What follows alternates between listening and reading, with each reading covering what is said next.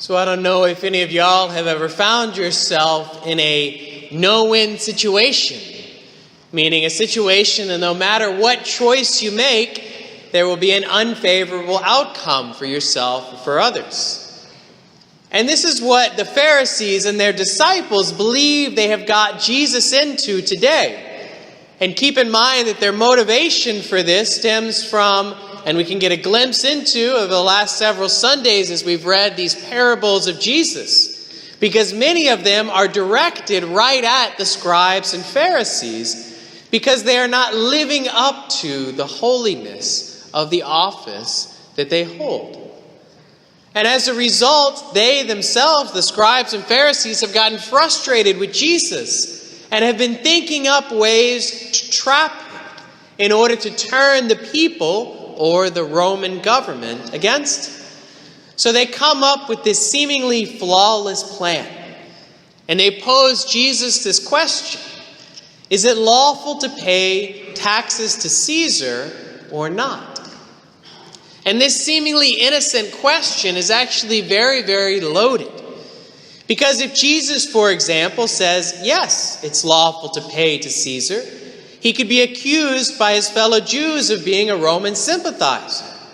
Because many of the Jews saw the Roman occupation, or this occupation of these pagan Romans, as having no right to be there and inhibiting their own freedom to worship.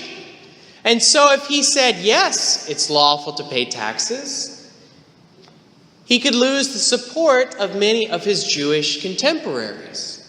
On the other hand, if Jesus was to say, no, it's not lawful to pay taxes to Caesar, he can then be accused by the Romans of sedition or of rebellion against the Roman government. And these Pharisees think they have Jesus caught. However, this is not necessarily a fair game that they're playing with him, because Jesus is the omniscient, meaning all-knowing God. And so he replies in a way that really astonishes them. Render therefore to Caesar the things that are Caesar's, and to God the things that are God. And there are two important points that we can draw from this. First, and very apparently, he escapes this trap by giving an answer that they did not expect. But secondly, and more importantly, let's turn to the action of Jesus after they asked the question. He asked them for a Roman coin and then asks them a seemingly simple, yet very profound question. Whose likeness is on this coin? And they answer him, Caesar's likeness. And this is a very important reality, because I'll contrast it just a minute against another one. Because during this time, the emperors saw themselves as divinities or deities. And in the history books, we see that the Roman people actually elevated, of course they can't do that, Julius Caesar and Caesar Augustus. And Caesar Augustus was the father of Tiberius Caesar, the current emperor. And they elevated them to this divine state. So underneath the image of Tiberius on the coin, it literally read, and sadly so, the Son of God. Well, let's contrast this with another reality. The Greek word that Jesus uses for likeness in today's gospel is eikon, where we get our word for icon. But more importantly, it is the exact same Greek word as is used in Genesis chapter 1 when God created man and woman in his own likeness. So he is intentionally using this word to have us hearken back to an important truth, that we ourselves are created in the image and likeness of God.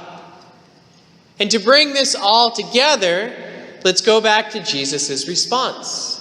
By saying, render therefore to Caesar the things that are Caesar's, and to God the things that are God's, he is making a very important point for us. Although the emperor may claim to be divine, he is only a human being, and therefore we owe him nothing more than that which has his likeness on it, which is a simple coin. But on the other hand, that would mean that God is owed that which has his likeness on it, which is you and I. My brothers and sisters, the point that Jesus is making here is one that goes much deeper than whether it is lawful to make taxes. Even though some may pull from here that yes, it is lawful and the duty of a citizen of a sovereign nation to pay taxes, Jesus isn't really answering that question. He's posing something much more profound. He wants us to be reminded that while the coin bears the likeness of the emperor, and thus the emperor can have claim over that coin, you and I bear the likeness of God, and therefore God has claim over us. And that's very important because it means that no human authority can claim ownership over you and I. God is the only one who has that authority. Yet he himself is a gentleman, meaning that even though he can claim that right, he doesn't take that right. He waits for us to allow him, for us to receive that truth, that he does have a claim over us.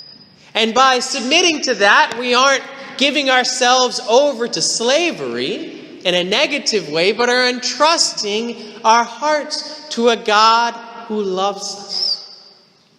And it is only by doing so that we can receive that unity and intimacy that our heart and our souls long for. Because if we are created in the likeness of God, we are created to be in unity with God. And so, my brothers and sisters, let us receive this truth.